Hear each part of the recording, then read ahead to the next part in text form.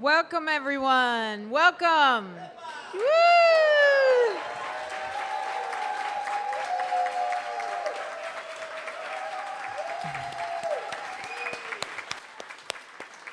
I have to say, the rest of the world doesn't know how to do that. Let's do it again. Yay!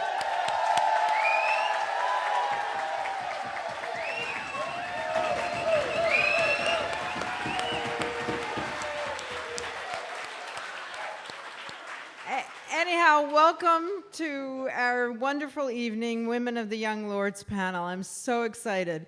I'm Holly Block. I'm the executive director of the Bronx Museum, and I can't thank so many people here tonight, including we have some really wonderful early timers of Bronx Museum history. Elba Cabrera is here, but also Joe Ithier is in the house, so I just want to acknowledge them. It's always great. I want to hear from everybody. How many people are here from the Bronx? I need to know where you live. Manhattan. All right, Brooklyn. Staten Island. All right, New Jersey. Connecticut. All right, Queens. Okay, and Westchester. Okay, next, everywhere else. All right, so we have this is the first time we've been able to do this wonderful survey, to examine the radical social group founded by Puerto Rican youth in New York City and Chicago in 1960s through this art and archival material. If you have not seen the show and you just came right here, please make sure you spend some time and bring your friends and let everybody know about it. It also got an amazing review in today's New York Times. I'm joined, in tomorrow's New York Times. Our exhibition is also in collaboration with El Museo del Barrio and Losaida. Losaida will open next Thursday on the 30th. So I want to see everybody there. I also want to thank our curators, Johanna Fernández, Yasmin Ramirez. Yasmin, please stand up there.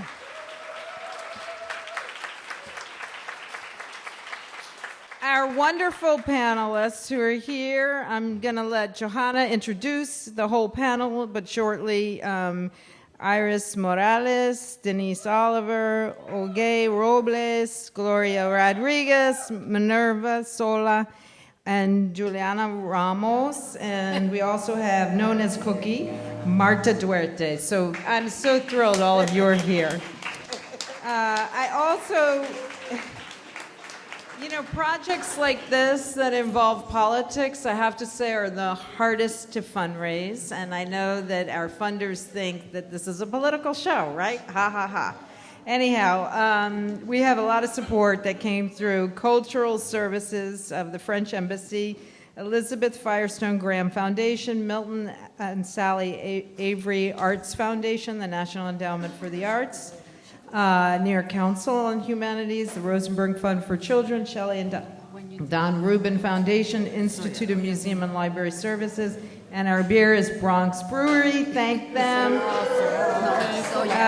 Museum staff and volunteers, particularly our Community Advisory Council, but also we had a lot of advisors on this show. We talked to everyone, and I just want to do a shout out to Marlene Citron from Bronx Overall Development Corp, who really helped too and gave us some good feedback.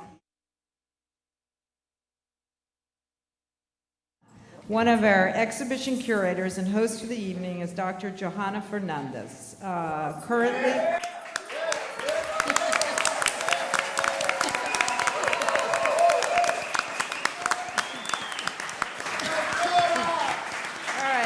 She teaches 20th century U.S. history, the history of social movements and political economy of American cities, and African American history at Baruch College. Professor Fernandez is currently working on her forthcoming book on the Young Lords Party, the Puerto Rican counterpart of the Black Panther Party.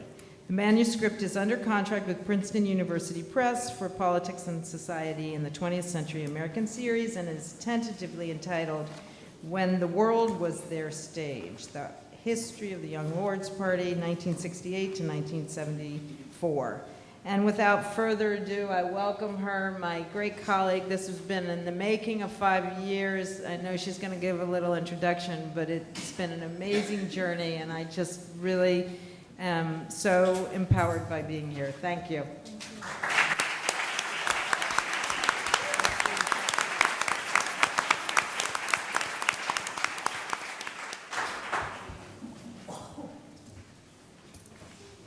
This has been a long time in coming. I'd like to welcome you all to the Bronx Museum of the Arts. Bienvenidos al Museo de Arte del Bronx. You already know who I am. Once again, my name is Johanna Fernández. I think it's important to reiterate that along with my colleague, Yasmin Ramirez, who should stand once again,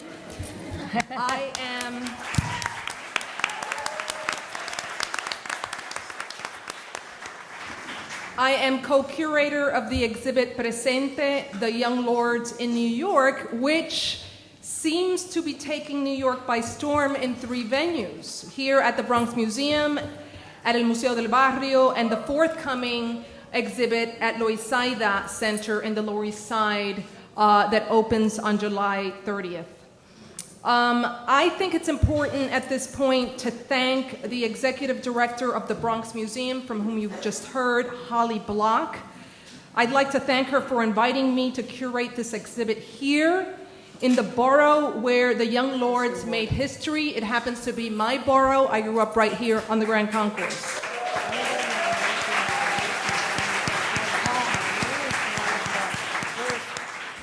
Five years ago, when we launched this project, Holly grasped the importance of this project for our understanding of history and the arts. Sergio Besa, the director of curatorial and education programs here at the museum, was also instrumental in the realization of this project. Heather Reyes, who's exhibitions and collections manager, saved us with her diligent work. I'd also like to thank our intern, Thais Glassman, and our fabulous and talented exhibition designer, Guy Willie. The art, I think we need to give those people a round of applause. I said this during the open, but it really does take a village to put a show like this together. Any art exhibit, really. The art that you see on the Women of the Young Lords was created by the talented Sophia Dawson, and I would like her to stand.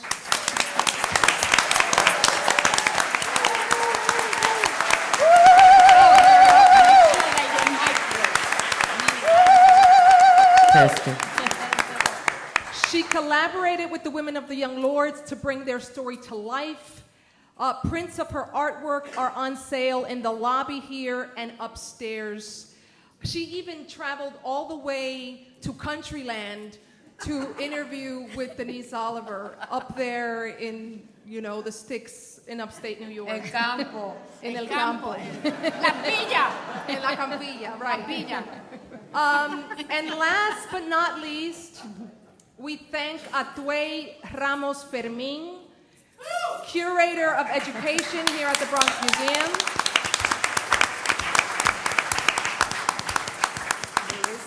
Atue is the artist behind the modern rendition of the Young Lord's office, which is immediately to the right as you enter the museum. It is appropriately titled Vine pa' echar candela. The title, I'll repeat that, Vine pa' echar candela. It's the title of a song by singer-songwriter Ray Barretto, and it's a Spanish idiom that means roughly, I came to start a fire, or I came to start a blaze, or I came to start a rumble. The Young Lords organization emerged like a lightning bolt in 1969 at the tail end of one of the most thunderous decades of American history. You know what? before I go on, I forgot to, stop the press. The reason why you're all sitting here right now is because Lauren Click, who should be here, made this happen. And I'd like all of you to thank her, and she's in the back. I forgot one of my paragraphs.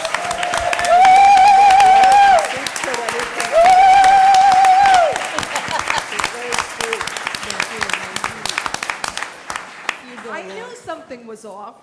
She's the Director of Community and Public Programs, and we thank her, but we also thank her tech gurus, Mario Hamblin and Greg Freelon, for their work. And Mario and Greg Freelon is important to us today because he is a former member of the Black Panther Party. All power to the people.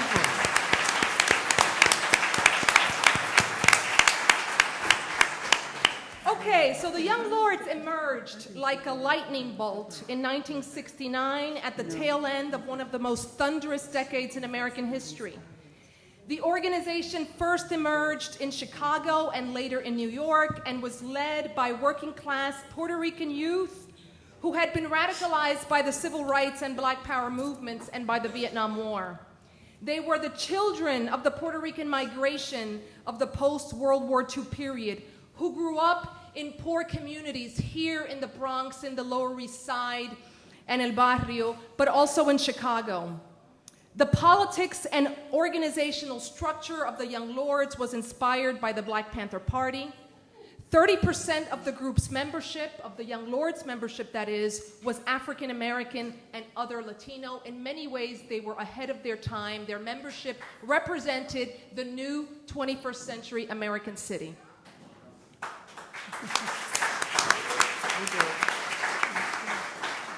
The first article of their 13-point program and platform read, quote, "We want self-determination for Puerto Ricans, liberation on the island and inside of the United States." They were Puerto Rican revolutionary nationalists.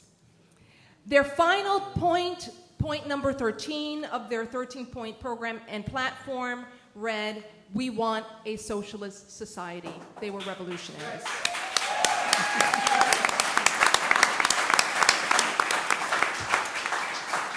In New York, the Young Lords initiated, as you know, a chain of urban guerrilla protests and occupations of an East Harlem church and of Lincoln Hospital right here in the Bronx.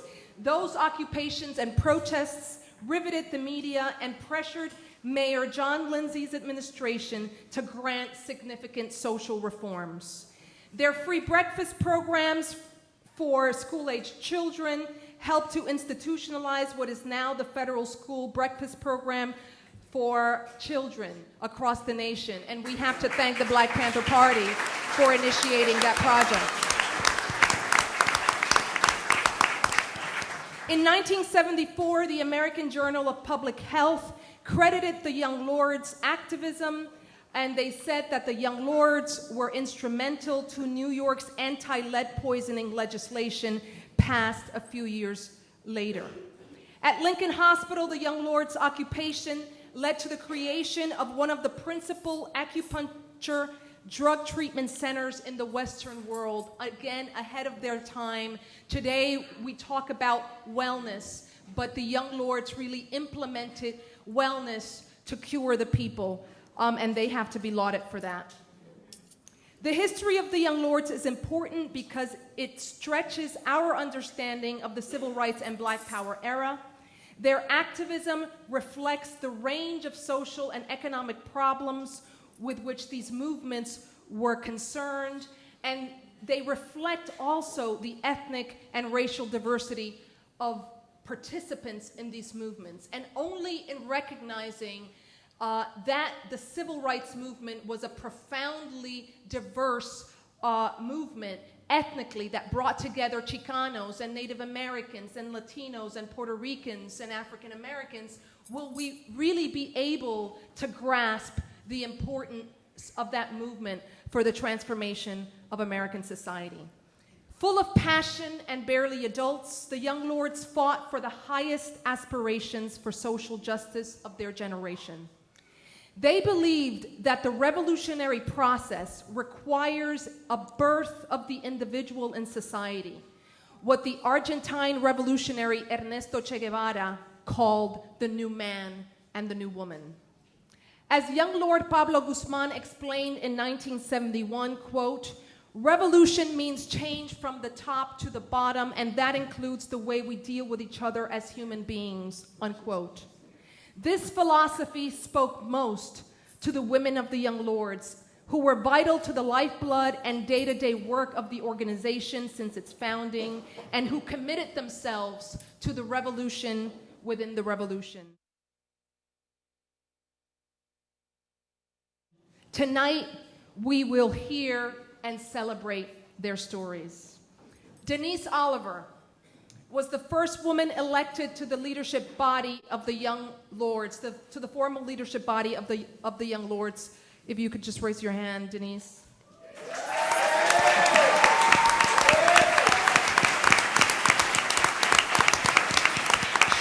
She was the first woman elected to the Central Committee. She is African American. She is a visiting professor of anthropology at the State University of New York at New Paltz. Minerva Solla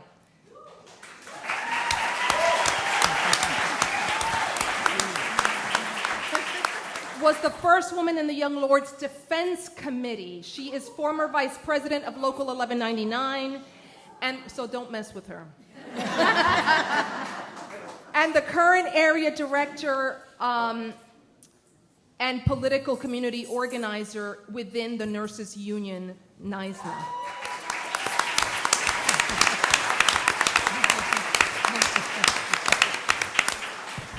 Olguie Robles.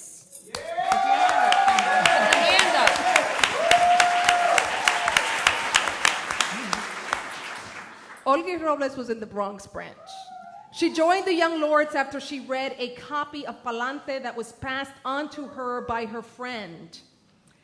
She has worked in the field of public health all her life, and she is a healer.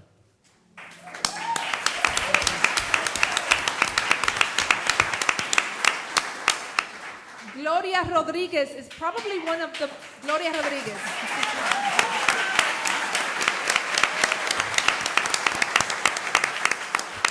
Gloria is probably one of the most memorable characters in the film produced by the person next to her, Iris Morales, Pa'lante, Siempre Pa'lante. She is a professor of psychology at Bronx Community College. She is an author and founding director of the Almas Women's Institute and Guapa Project.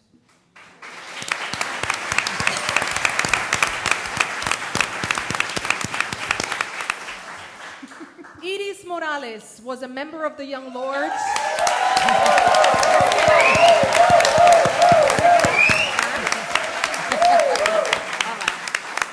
I'm trying to get there quick.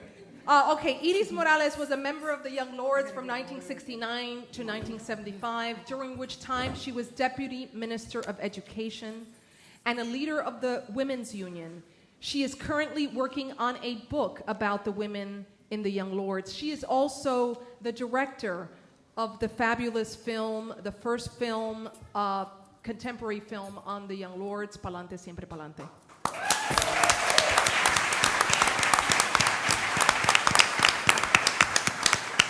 So two other women of the Young Lords showed up today, and we decided to invite them to our panel conversation, and they'll say a few words at some point. Juliana Ramirez, also known to the members of the Young Lords as Cookie. She was a cadre right here in the Bronx. She grew up on the Grand Concourse, and she became a Supreme Court interpreter until recently when she retired.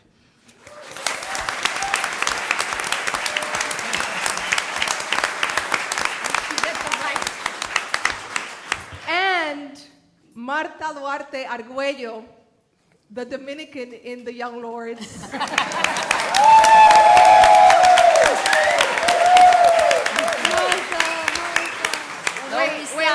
Wait. Dr. Marta Duarte Arguello just finished her dissertation at the University of California, Irvine, on the Young Lords.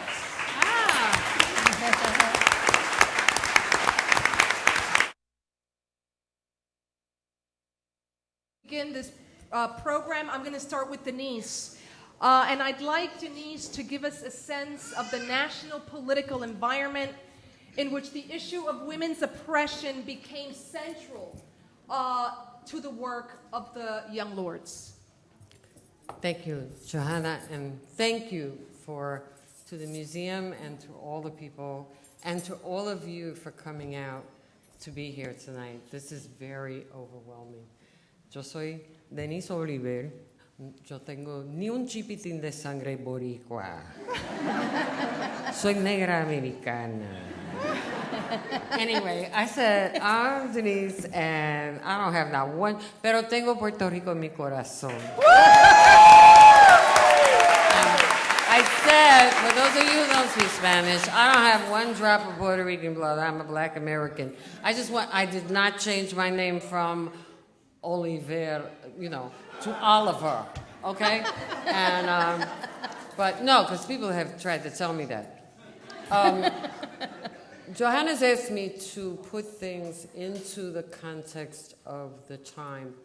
And in order to do that, I need to get a sense of how many of you were even born during the time that I'm talking about. So could those of you who were alive before 1960 raise your hands? Okay. Some other elderly people in here. Now I'm going to be 68 on when? August 1st. Okay. So for those of you who were alive between 1980 and 1960, that's when you were born. Wait. Not alive, but were born between 1960 and 1980. 1970. No, 60. I said before 60 for the first part. Okay, 60 and 80. Okay, all right. Those of you born after 1980. Not it. Young folks. Okay. Not. I like that. All power to the young people. But I asked that for a reason because I want you to think about the fact that in the late 1960s, we were very, very young. The average age of a young lord was 17 years old. And the times that we lived in as women, there was no massive, you hear about second wave feminism, there was no white women's movement really happening at that time. That came along a little bit later. There was we didn't have Twitter, we didn't have the internet, we didn't have blogs, we didn't have any Instagrams or cell phones, We lived in a political climate that was tagging on to the ends of the civil rights movement here in the United States. But that civil rights movement, I don't know whether I know all of you get told about, I had a dream and the March on Washington and Martin Luther King's speech, right? Okay, do you realize that they were not going to have any women speak there at all? And finally, a group of women, including Dorothy Haight and others, started pushing back and protesting, and they said, wait a minute, you're not going to have any women. Well, we'll do something for the Negro women on Sunday, okay? And but not on the main stage. And they pushed again, and they finally got a sister named Daisy Bates to say 142 words. Okay, that's it. And, right. So we lived in a world that was bounded by women not being pushed to the forefront, women doing the work in those organizations, because certainly there were activists like Rosa Parks and Fannie Lou Hamer and whatever who influenced us, but we didn't see that. There were women being sterilized in Puerto Rico at that time, but there was not a movement to protest it. And here we were, young people. There were not Black and Puerto Rican studies programs. There was not a women's studies program. There was no bell hooks. There was no Black feminist theory. There was none of that stuff. And we were young, and we were women, and we had to kind of make it up as we went along. And so that's when, for me, the importance of looking back and putting it into context for you to understand where we were then and how that relates to where we are.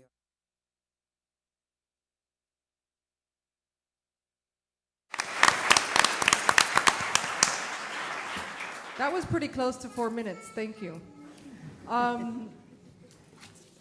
We're going to hear next from Minerva. Minerva, why did you join the Young Lords, and what did it mean for you as a young woman to join an organization with revolutionary politics? Primero, buenas noches, mi gente. So I joined the Lords in 1970, and I was 18 years old. And the reason that I joined, because I was really lost during that time. I didn't have a purpose in my life. I had no pathway, where I was going, what I was doing.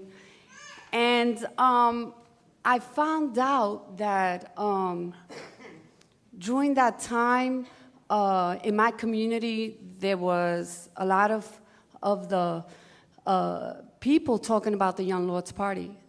So me and my friend, Flaca, Flaca was in the Young Lords, Carmen, but known as Flaca in the Young Lords. We looked at each other, and we just said, you know, what are we doing, right? Let's go check out this guy named Felipe Luciano, who was going to Brooklyn College to do a presentation on the party. So what it meant for me as a young woman to join an organization like the Young Lords, first I remember me and Flaca, we went to a barrio. And when we got to a barrio, they said, where do you all live? And we said, we live in Chelsea. Hey, guess what? We're opening up in fact, we just opened a branch in the Lower East Side. So we're recommending that, you know, you go and join in the Lower East Side. I say, okay. We were really determined. We got on the train, went to the Lower East Side, and we joined the party. And I became one of the few women in the defense ministry. And it was a challenge for me. And I think it was more of a challenge for my brothers. And they couldn't accept the fact that a woman can physically defend someone in the Central Committee and or do security. So there was times when there was different events, and the leadership, the brothers in leadership would say, well, you know, they would look at me and, well, I don't think I want, you know, they used to call me Minnie. I don't think, we'll take, you know, Ray, right?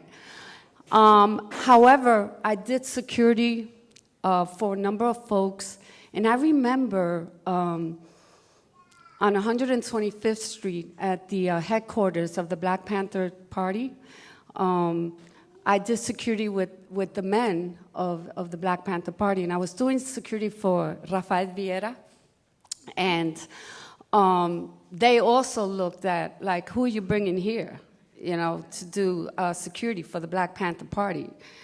And it was such a challenge, but I did security. The Lower East Side, though, just thinking back about the Lower East Side, it was flooded at that time with police brutality. And we took the streets to bring awareness and take the risk of serving the people. And it was sort of, so we were in high school, we dropped out. It was sort of like going to school, though, when we were in the party. I sold our newspaper, the Pa'lante, in Orchard Beach, connected with the people, listening to them and their concerns. And